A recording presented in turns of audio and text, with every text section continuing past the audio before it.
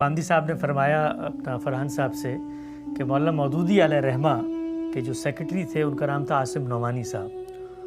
तो कहते हैं कि मैं हमेशा देखता था, मैं जवान था, कि ये मौलाना मौदूदी ख़ुद इतने ज़ईफ़ हैं, बड़ी उम्र के हैं, इन्होंने बुढ़ापे में एक बूढ़े आदमी को अपना सेक्रेटरी क्यों रखा हुआ।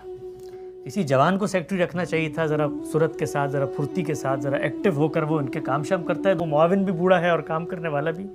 तो मैं हमेशा सोचता था, तो गांधी साहब ने फरमाया कि अब मुझे उनकी बसीरत और उनकी ज़कावत पर एतमाद हो गया है कि बुढ़ापे में किसी बूढ़े को साथ ही रखना चाहिए, वरना ये नौजवान तो दौड़ा दौड़ा के मार देते। तो ये वाक़या है कि हमने पिछले तकरीबन 1.5-2 साल में, आप लोगों को शायद ये बात यकीन ना आए, 650 घंटे की रिकॉर्डिंग की है। 650 घंटे की रिकॉर्डिंग।